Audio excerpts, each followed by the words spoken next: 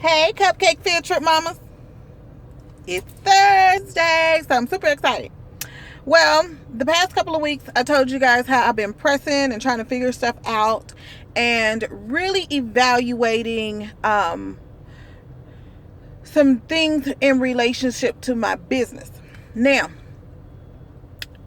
a couple of things transpired. You know, you get a bunch of unsolicited advice sometimes when people kind of see you going through a little bit, which is not necessarily a bad thing, but it is something that I paid attention to.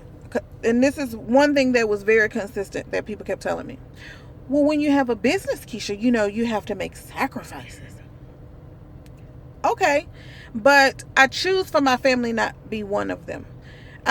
When I decided to become self-employed again, you know, I thought that I planned it out. I had, a month's savings. I didn't think, I thought that I really carefully planned it out. Okay.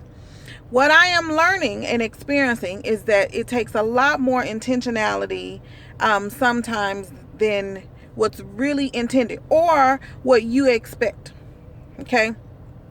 And even in your best efforts, a lot of times there are different components or the dynamics of the business is changed or is not as laid out as when you researched it.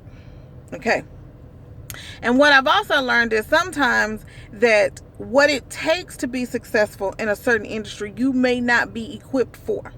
Prime example, I am not willing to sacrifice my family. I used to work 12 and 14-hour days, and I'm talking about multiple days straight. But I felt like in that season, that's what I had to do because, I was working for corporate America and I just wanted to make sure that my stuff was covered. It easily becomes a habit for me because I am a workaholic. But in this season, in this phase of my life with, being an agent and learning the components of being an agent in 2017 as opposed to when I did it 10 years ago, it's quite different. I am no longer willing to sacrifice my family time for the business. Just not going to do it. Now, many of you will say, well, you might not be successful.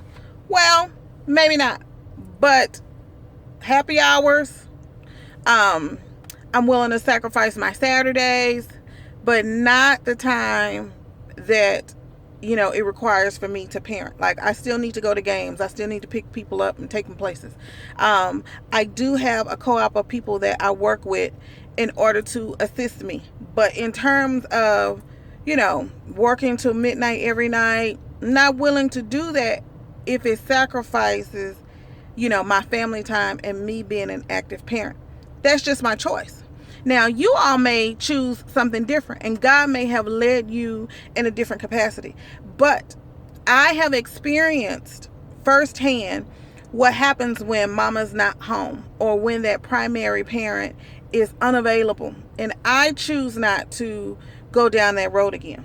Now, you may have a different support system. Your financial situation may be completely different, and God may have given you a completely different set of instructions. I'm not talking to you because everybody's walk is different. But I want to impress upon you this. Your greatest stewardship is at home.